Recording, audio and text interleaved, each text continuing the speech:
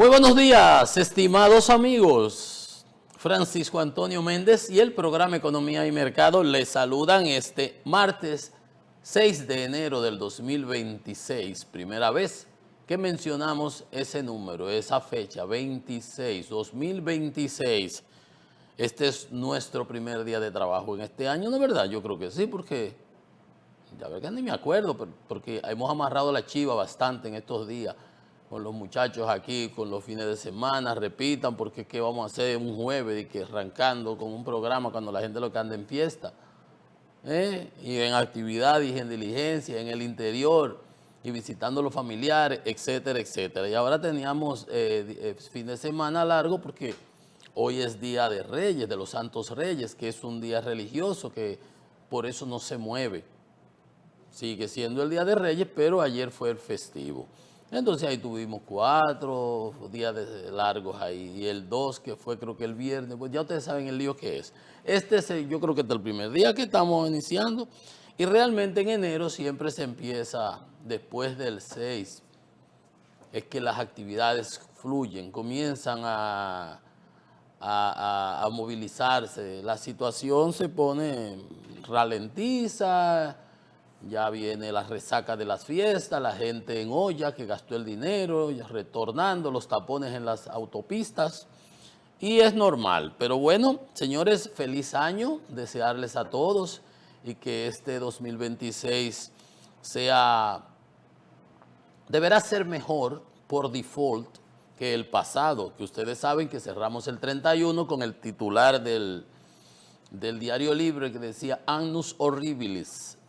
Una palabra en latín, año horrible para el presidente Abinader y para todos los dominicanos, porque la verdad es que cuando le va mal, nos va a todos, definitivamente. Hay quienes se benefician, pero cuando se habla de manera, uno generaliza porque es la mayoría. Entonces, así las cosas, esperemos que en este 2026 las cosas mejoren. Habrán de mejorar porque peor no pueden ser de lo que estuvo el año pasado, los escándalos, el bajo crecimiento, la falta de inversión. Hay sus detallitos, sus puntos luminosos, pero vamos a esperanzarnos en que este año sea mucho mejor, que se pueda recuperar el crecimiento económico, que el gobierno pues recapacite y continúe ya con la política aplicada a partir de tercer cuatrimestre, con la inclusión de Magín a la administración, de mayor gasto de capital, la recomendación que hacía Andy, que leíamos el viernes, el 31 creo que era jueves, yo estoy perdido, no importa, la última el 31, de que se usen unos recursos que están ociosos en la banca del gobierno. 318 mil millones de pesos sentados ahí, metidos abajo con tantos hoyos en las carreteras, con tanta insuficiencia de recursos para hacer obras y compromisos pendientes y ese rezago histórico, esa deuda social acumulada, histórica que tenemos.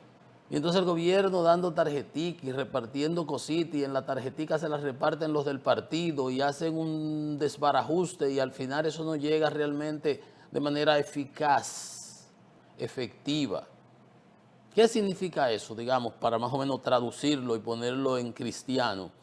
Que si yo mando a repartir con el pequeño, con cualquiera, 10 tarjetas, esas 10 tarjetas de 1.500 pesos que se entregan a 10 personas.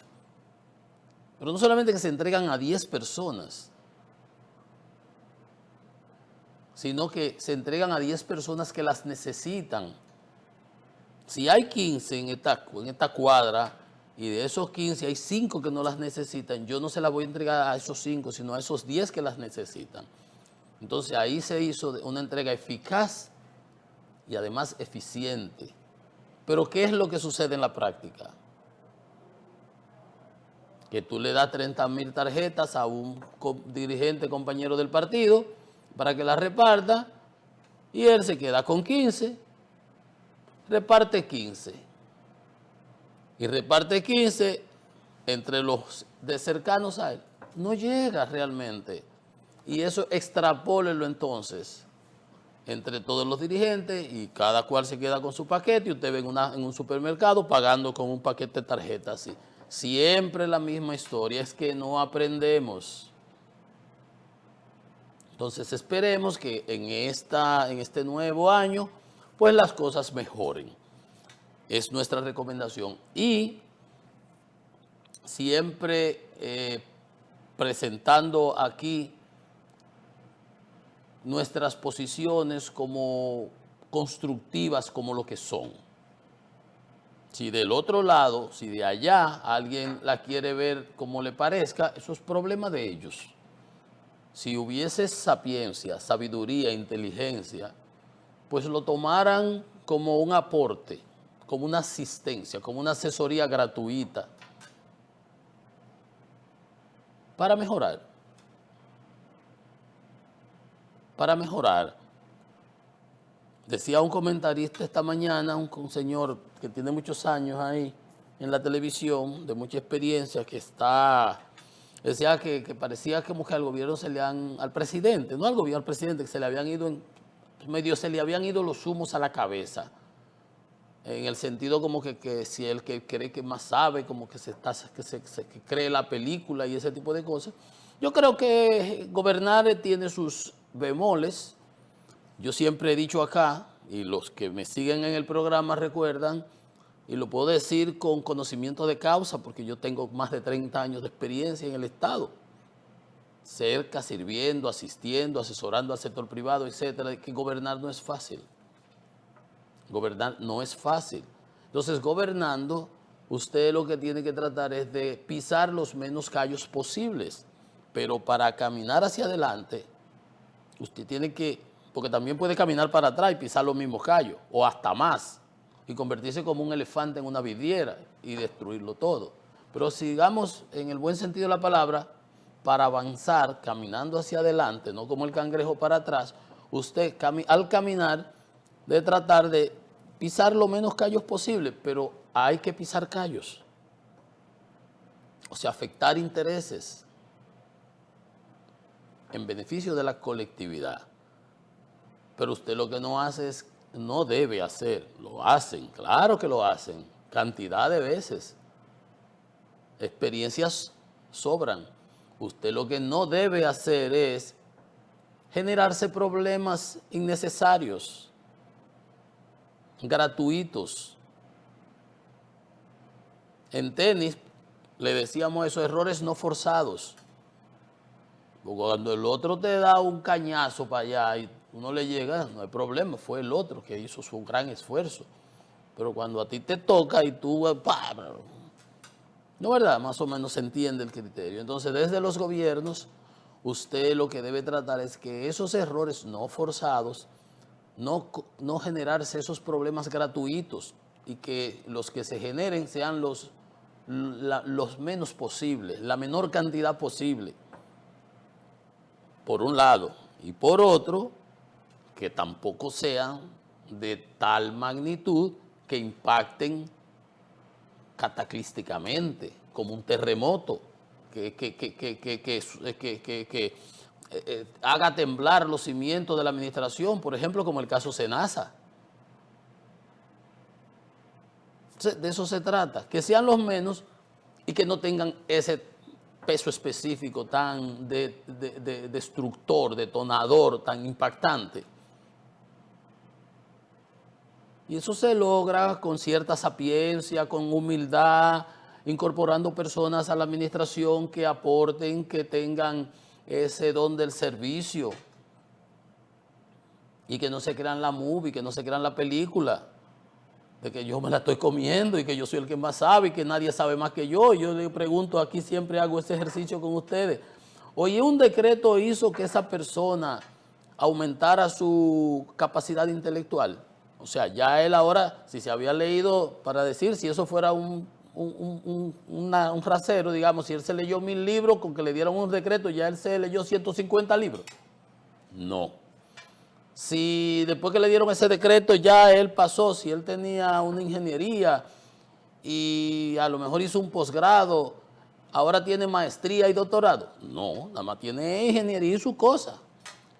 Si él era irascible, si no tenía inteligencia emocional, si actuaba a lo loco, porque le dieran un decreto ya él va a dejar de ser así. No, usted sigue siendo el mismo.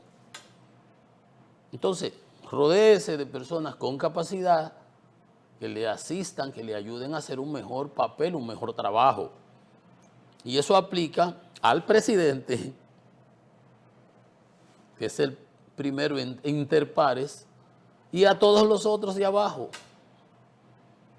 Pero si usted va a la institución con su sectarismo,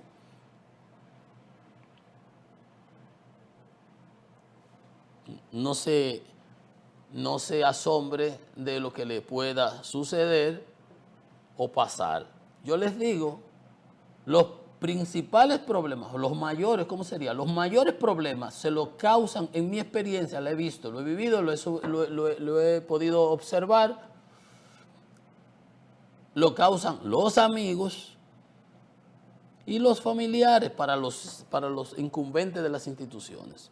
Préstele atención y vea, porque el que usted busca, que es compañero, que no tiene tiene que portarse porque no. Pero el amigo, el compañero del colegio, qué sé yo, que aquí no entiende que en lugar de ayudarte, no, en lo que vea.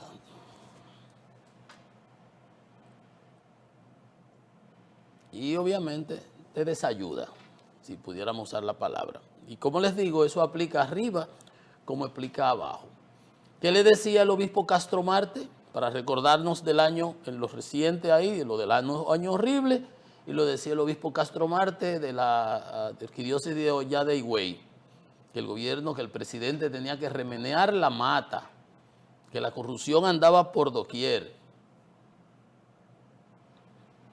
Y hacía un desglose del carecimiento de la vida, etcétera, etcétera, remenear la mata. Entonces, me parece, y he oído opiniones, y también sabemos que el presidente no es una persona irreflexiva, que lo vimos durante sus primeros 4 años, que corregía, que echaba para atrás, que reculiaba, como dice un amigo mío, retrocedía en las medidas.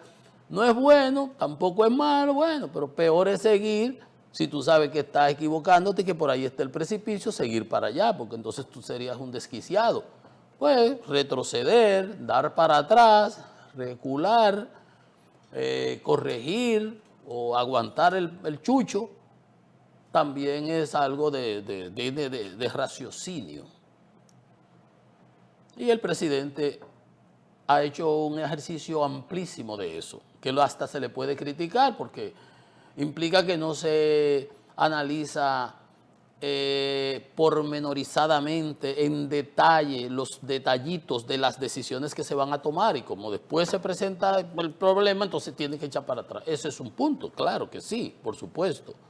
Pero en todo caso, el punto que quiero resaltar es que el presidente ciertamente en su ejercicio, ya lleva 5 años de ejercicio, en muchísimas ocasiones, quizás más de lo que debió haber sido o de lo que quisiéramos que fuera un gobierno eficiente, lo ha hecho. Él lo ha hecho así. En ese sentido, yo creo que en esta ocasión, esas recomendaciones y viendo el desempeño de su 2025, no tiene que ver con elecciones y lo que se ganó, porque no es que las elecciones me legitiman, no, usted sabe cómo se ganan las elecciones en países como los nosotros. Entonces, esa recomendación que hacía el obispo, yo creo que el presidente la ha escuchado, y de las que nosotros hacemos por aquí me consta, presumo también que puede que haya también escuchado. Y bueno, ayer, estas son unas designaciones que se caían de la mata porque se sabía que el consultor jurídico Antoliano Peralta iba para el Ministerio de Justicia, que se había creado recientemente. Yo no sé para qué se crean esas cosas. La verdad, aquí ustedes ven que fusionamos MESID con Minero, un tollo, pero creamos un Ministerio de Justicia cuando tenemos una Procuraduría, que es lo mismo. Es lo mismo, pero nada, déjenme dejarlo así. Pero ven ustedes las incoherencias, incongruencias. Fusionamos economía y planificación con finanzas, cuando son cosas diferentes, pero creamos un Ministerio de Justicia, parte de la Procuraduría. Pero como ese no es el tema, ya era un colateral que ponía para que ustedes vean de las incoherencias que tenemos en el Estado. Bueno, sabíamos que Antoliano iba por default para ese puesto. Para eso lo crearon, el hombre del presidente, el abogado del presidente, lo iban a poner ahí, lo iban a sacar de la consultoría jurídica. Y el presidente, me parece a mí, yo he tenido siempre con Subero Isa, el expresidente de la Suprema Corte, duró como 14 años ahí, creo que 2 periodos, una persona de prestigio, de respeto, un intelectual. Yo creo que en lugar de, si Antoliano era le poníamos una B, a ponerle algo decente, una B en la consultoría para hacer una especie de evaluación, a Subero Isa de entrada. No es como se comienza, siempre es como se termina, pero me parece a mí que no, aquí no hay vuelta floja. Subero Isa sería una A.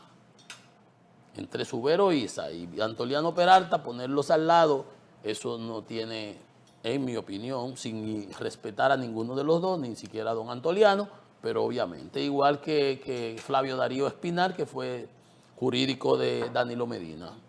Una persona, un intelectual, una persona muy docto, muy ducho, y además con esa experiencia como juez. Yo creo que el presidente aquí se ha notado un virao. Es una buena designación.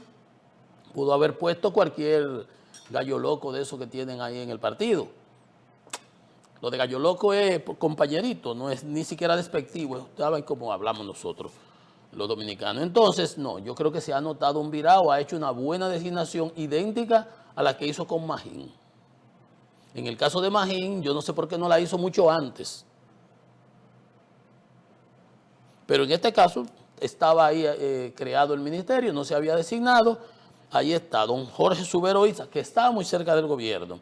Lo habían designado en un asunto ahí para el estadio de béisbol, en el cosa de La Parra con Roberto Saltana. Por cierto, son de Ocoa. Él lo había designado. Ese estaba cerca del gobierno. Igual Magín, mi amigo, mi pana, siempre estuvo cerca del presidente Abinader. Se dice, se comenta que vienen mucho más cambios. Entonces, si el presidente va a hacer ese remeneón de la mata, como les recomendaba el obispo Castro Marte, yo creo que el presidente entonces está oyendo, y qué bueno. Y en este caso hizo una buena designación, supongo que las otras serán movimientos. Oí que venían otros cambios, vamos a esperar que sucedan, pero hablaron de que el del banco el de Seguros Reservas, que ha sonado en el lío yo decía, y lo quiero mencionar ese solo, voy a olvidar todos los otros, no me importan. Esperemos que salgan, que aquí no damos primicia, eso no es lo de nuestro programa. Mencionaban que para ese lugar iba el que está hoy en la Dirección de Impuestos Internos, Luis Valdés, no importa, yo no tengo que recordar el nombre de esa gente. Ese señor iba para Seguros Reserva. Y eso a mí me da mala espina porque está el del lío armado, decía yo que tiene que hablar el superintendente de seguros y la superintendencia de seguros con ese lío porque eso no se puede quedar así. Entonces esos comentarios que venían diciendo de las personas que sonaban, quién para allí, quién para acá, quién llevan para un litio, no me importa. Pero ese tema es raro que lo destituyan de ahí, lo quiten. El señor se llama apellido Arroyo, el que está ahí. Estuvo en Indotel, la de telecomunicaciones, lo mandan para ahí, de eso no sabe nada, salió dando unos números, dice que todo está muy bien, las denuncias que hizo Juan Ariel, la conocimos aquí, está pendiente que hable quién tiene que hablar, que es la superintendencia, para que no nos pase lo que pasó con Senasa después. Independientemente de que a él lo destituyan, no lo destituyan, lo lleven a vicepresidente, lo pueden llevar al cielo, al paraíso. Pero ese tema lo están quitando de un sitio donde hay una denuncia y eso a mí me llama la atención. Lo pueden elevar, lo pueden llevar al Olimpo, al Everest de las designaciones. Ese no es el punto. Eso puede ser una manera de disfrazar las cosas. Pues si lo quitas, si se le cortas el cuello, entonces se vería como que entonces sí, pero no. Lo que tiene es que hablarse sin asumir ni para acá ni para allá, tiene que hablar es la Superintendencia de Seguros. ¿Qué es lo que pasa ahí? Con certeza, para que no nos agarren asando batata, como decía el viernes, el jueves, qué sé yo cuándo, como en el caso Senasa, que se dice que no pasa nada, que todo está bien, como el cuento aquí de una canción, y dice el del tabacón que en Cuba no pasa nada, y en Cuba se está cayendo las paredes de las casas, de los edificios a pedazos, las calles, la basura, el apagón, y ahora con este lío de Venezuela, ahora es que va a sufrir Cuba, señores. Bien, entonces vamos a empezar poquito a poco con el tema de Venezuela, lo que vamos a conocer en el parte del programa. Ya hemos hecho ese comentario. Miren, ustedes saben lo que sucedió, una operación militar del grupo de fuerza élite, Delta, militares fueron con información de inteligencia de larga data. Ya Trump había permitido que la CIA estuviera, permitido no ordenado que estuviera operando allá con informaciones de inteligencia que se tienen. Un presidente está rodeado de gente. Un presidente no puede andar escondido. Un presidente se sabe dónde está. Y si se sabe dónde está, ese campamento lo construyó alguien, en la maqueta se tiene, todo eso se analiza, todo eso se practica, se le da un seguimiento permanente, se tienen agentes tanto internos como externos, y se hizo lo que se tenía que hacer, lo que ellos entendieron que había que hacer, y fueron una operación comando, y lo capturaron a Maduro. Dicen que obviamente tuvo que haber coparticipación interna, había una... Eso es esa es la parte fácil. Aunque usted lo vea difícil, esa es la más facilita. Bloquearon todos los sistemas de comunicaciones, los radares lo bombardearon, o pensaron que era que andaban por ahí, andaban por otro lado, y lo cegaron. Hicieron lo que tenían que hacer los militares, más de 150 militares. Se extraña uno que el perímetro exterior del sitio donde estaba el presidente no estuviera resguardado, el segundo perímetro, y que solamente entonces lo de la seguridad interna, que eran unos 32, según dice Cuba, de la seguridad y Diosdado, que tenían un acuerdo para la seguridad de Maduro, lo fueron eliminados. Entonces eso deja muy mal parado al Ministerio de Interior de Cuba también, y deja muy mal parado los S-300 y los S-400, que son los misiles, radares y lanzadores para los aviones y los helicópteros y ese tipo de cosas, de los rusos, que se supone que Venezuela tiene mucho. Todo eso se los bombardearon, y es indiscutible que cuando la nación más poderosa del mundo, con toda esa parafernalia de portaaviones, de 150 aviones para una operación ahí de jamming de los equipos electrónicos, lo bloquearon, lo cegaron totalmente, y hicieron lo que iban a hacer. Eso es lo de menos.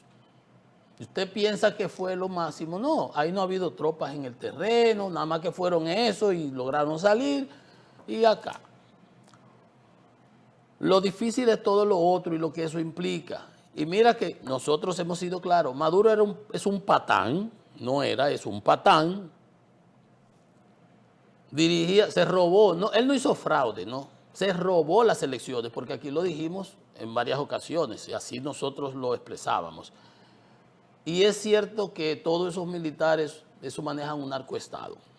Bueno, ahora, las implicaciones de lo que ha sucedido son, y de la actitud que ha tomado Estados Unidos, y de lo que ha dicho posteriormente. Primero era que si era la droga, ¿verdad? Después, hace días, salió Stephen Miller, que lo acaba de designar Donald Trump. Ese es el cerebro negro detrás de la política de seguridad e inmigración de Donald Trump. Ese es judío, y ese es más racista y nazista que cualquiera, por lo que uno oye y ve. Pero bueno, ese es el que él tiene ahí, el cerebro de todas esas cosas.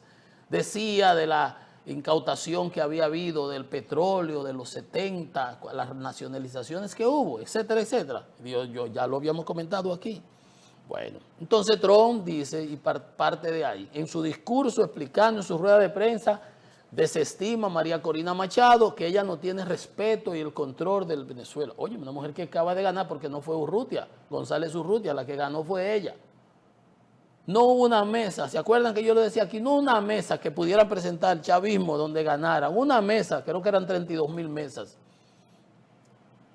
Debió haber sido algo como 85-15 sin votar los que están en el exterior.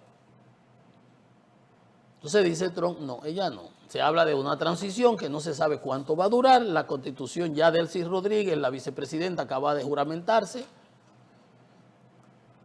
Pide cooperación, vamos a ver algunos detalles ahora, pero esa es la realidad. Hay un sinnúmero de informaciones y contradicciones y el problema para mí, en cierta medida, es la candidez, como eso significa la sinceridad con la que Trump plantea ahora su nueva política, la doctrina Monroe, ahora, claro, porque todo es, no sé, raro que no le puso Trump Roe, sino Don Roe, de América para los americanos, y todo desde la Groenlandia, que se la quiere quedar allá en el Ártico, hasta la Patagonia en Argentina. Todo entonces será para los americanos. Lo único que somos de segunda nosotros todos, y ahora todos los recursos. Entonces vamos a ver cómo es que se está planteando la situación, porque hay que estar consciente de lo que está haciéndose aquí. Dice Donald Trump, necesitamos Groenlandia para garantizar la seguridad de los Estados Unidos. Y Stephen Miller dice que ni siquiera hablar, eso tiene que ellos entregarlo. Porque Estados Unidos es el país más importante de la OTAN y ellos tienen que tenerlo. Una cosa pertenece a Dinamarca. Insistió, necesitamos Groenlandia para garantizar la seguridad y Dinamarca no está en capacidad de hacerlo. Oigan ustedes, ya la esposa del Stephen Miller, que le digo, ese es el cerebro negro detrás de todo, le dicen el baby Goebbels, el jefe de propaganda de Hitler, publicó Groenlandia con la bandera de los Estados Unidos y eso provocó la reacción de todo Groenlandia. Dice Trump que se necesita este territorio, aquí es donde entra la realidad de todo esto. Rico en recursos, por razones de seguridad. En su discurso, en su explicación de lo que pasaba en Venezuela, no mencionó democracia en una sola ocasión. Ni una vez mencionó democracia. No le importa la democracia, ahora se va a quedar, el régimen de Maduro sigue intacto. Muchas explicaciones, que si es una transición, que no se podía, pero ahí está Diosdado, está Delcy, está Padrino Nieto, que es el jefe de defensa de las Fuerzas Armadas, ellos siguen ahí. Lo único que se ha descabezado, se ha llevado a este. Aquí está. Habló de democracia, no lo mencionó. Desechó a la oposición, ni a María Corina la echó a un lado. Y hay un trabajo de prensa hoy que veía que decía, lo que traicionó a Corina Machado fue haber aceptado el Nobel de la Paz, que era lo que él quería. Se lo quitó, pero ella no tiene la culpa, ella no es la que designa, fue allá en Oslo, en Noruega, que lo dan. Y es un hombre megalómano como Trump, no se lo permite. Eso es un trabajo que vi hoy en la prensa. Préstele atención a ese tipo de cosas porque todo con este señor, pues todo es posible. Porque se comporta como un elefante en una vidriera. Y lo dice todo. Necesita Estados Unidos este territorio rico en recursos. Y por seguridad. Ahora por seguridad. Pero los recursos, igual, no mencionó democracia por ningún sitio, pero el petróleo la mencionó como 10 veces en su discurso. Dice el primer ministro de Dinamarca y el de Groenlandia que las relaciones entre los países y los pueblos se fundamentan en el respeto y el derecho internacional, lo cual Trump ha violado absolutamente en el caso de Venezuela y el secuestro de Maduro. Porque quiera sí o no, las leyes y la constitución de Venezuela, ese es el que estaba ahí. Yo no quiero saber de él, pero violó todo lo que es el derecho internacional. Dicen que fue una operación policial, según Marco Rubio, que anda como cuando Hipólito aquí, le decía a alguien, cuando Hipólito hablaba una barrabasada y metía la pata, andaba Tony Raful, que era del speaker de la presidencia, explicando, no, él no quiso decir eso, era tal cosa, clarificando. Así anda Marco Rubio con Trump aquí. El ministro de Groenlandia también dijo, Groenlandia no está en venta y su futuro no se decide en las redes sociales. Llamó a cesar sus amenazas contra un aliado, pero también entonces no solamente a Groenlandia, a Petro le dice que le preguntan, dice que sí, que le suena bien, que hace una operación como la de Venezuela a Colombia. O sea, fíjense ustedes con candidez, dice que Colombia también está muy enferma. Yo no sé cuál es la enfermedad de Venezuela, pero cuál es la enfermedad de Colombia. Que está gobernada por un hombre enfermo al que le gusta fabricar cocaína y venderla a Estados Unidos. Ya son las mismas excusas, el mismo narrativa, los mismos discursos. No de usted que en cualquier momento vaya y intervenga en Colombia, intervenga en Panamá, que se quería quedar con el canal de Panamá también. Usted se recuerda de que porque los chinos estaban ahí, que tenían unos puertos, unas cosas. Entonces, vea ustedes, dice a Petro que debe cuidarse el trasero.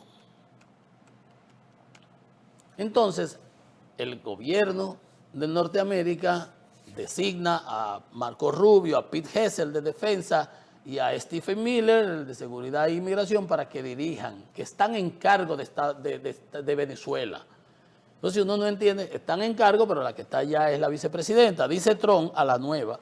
O sea, ahora tendremos una gobernadora de colonia, ¿será? Dice Trump a Delcy Rodríguez que debe colaborar con Estados Unidos si no quiere pagar un precio muy alto. Es la política de las cañoneras de nuevo. La doctrina Monroe. Yo te pongo un portaaviones ahí y tú me pagas esos impuestos o yo ya tú sabes que te bombardeo. Lo que hacía el pirata Francis Drake cuando venía aquí, que se metía en la ribera de los Amas y empezaba a bombardear la ciudad colonial, la zona colonial, y había que llevarle los dotes cuando era así, los piratas del siglo XIV, XV, XVI, qué sé yo, cuando era por allá por esa época. Es lo mismo, con armas modernas, pero ni respetando absolutamente nada la Carta Magna. Ayer se reunió el Consejo de Seguridad y lo condenó todo eso.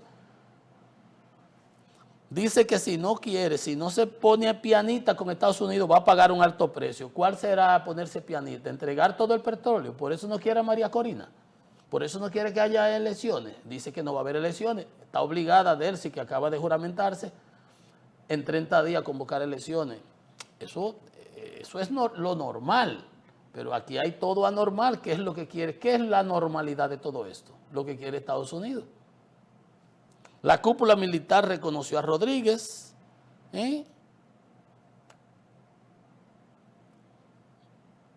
Y dice Trump que está dispuesto a trabajar con Delcy Rodríguez para garantizar una transición democrática, segura y juiciosa. Menciona transición, pero no dice cuándo. Ellas son 30 días que tiene obligado. Pero si no hace lo correcto, ¿qué es lo correcto? Lo que diga Trump. Va a pagar un precio muy alto, probablemente mayor que el de Maduro. O sea, la van a matar, porque Maduro lo más que le faltaría es eso. Dice Marco Rubio que hablar de elecciones es prematuro, pero ella tiene por constitución, ya no es la constitución de Venezuela la que aplicará, sino la constitución que le parezca a Estados Unidos, que es prematuro. La constitución de Venezuela habla de 30 días. Vean ustedes cómo está todo esto de complicado. Pero ella le respondió que su gobierno está listo. Delcy Rodríguez, la vicepresidenta, está lista para defender los recursos naturales. Ya yo veo que ahí va a haber problemas. Trump dice que reconstruir no es malo en el caso de Venezuela. Es un país fallido. Él quiere los recursos para él, supuestamente. Ellos, eso como la intervención en Gaza, van a dirigir lo que haya que hacer ahí con los recursos de los venezolanos. Que hay muchos que dicen, bueno, pero si se lo estaban llevando los cubanos, se lo estaban llevando los chinos lo que hacían era prestarle a Venezuela. Y obviamente se beneficiaban de esos acuerdos y hacían negocios. No es la manera en que los chinos no les regalaban petróleo. Petrocaribe no nos regaló petróleo a nosotros, porque el presidente una vez dijo, y yo expliqué por aquí, me consta que se lo pasó a alguien, le dijo, no, mire, hubo un error, ni el recuerdo de San José nos regalaba petróleo a nosotros, eso no es verdad. A Cuba y a Nicaragua, a Haití posiblemente sí, pero a nosotros no nos regalaban, ni a China, ni a esos países. Bueno, entonces dice Marco Rubio que se le ofrecieron opciones a Maduro para que saliera, pero que es una persona que no se podía negociar con él, que violaba todos los acuerdos, que había engañado a Biden, lo cual no deja de ser es verdad. Pero le dijo el senador porque dice que si ha violado necesitaba permiso congresional. Schumer dice que no se podía responder a una ilegalidad con otra ilegalidad, en el caso de Maduro, de Maduro, correcto. Y Hay gobiernos de Brasil, de Chile, de Colombia, México, Uruguay que condenan la acción. En Europa prácticamente todos, Moscú y Pekín también. Entonces, está todo tan complicado, pero es la candidez con la que Trump dice esto. Dice, vamos a hacer que nuestras compañías petroleras, las más grandes, entren, inviertan miles de millones de dólares, que reparen la infraestructura y comiencen a generar dinero. Generar dinero. Eso es lo que mueve y que ha movido todo esto. 1 millón de barriles por día, en su momento estuvo produciendo unos 3 millones de barriles.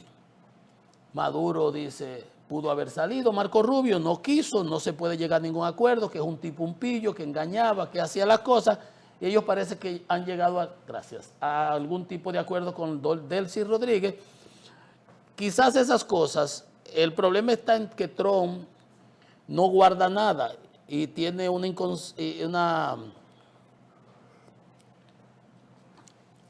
manera de ser que él tiene que presentar que la última palabra la tengo yo, ellos son los que van a administrar, nosotros estamos en el cargo, nosotros vamos a correr a Estados Unidos. Tiene entonces Marco Rubio que ir corrigiendo todas esas cosas, pero es que le salen del alma. Esa megalomanía, esa manera de ser, lo hace que diga las cosas que estratégicamente posiblemente no tengan que decirse, pero que nos plantean a nosotros o los que estamos viendo y analizando un real dilema. Esa nueva política de Estados Unidos es la que va a aplicar desde Groenlandia hasta la Patagonia. Esto es para nosotros y todos los recursos que quedan por aquí serán de nosotros. Y todo el que esté allá adentro tiene que alinearse con nuestra política o vamos a entrarle a palos. Eso es lo que se está viendo, eso es lo que él deja entrever cuando habla. No deja entrever, lo dice claro.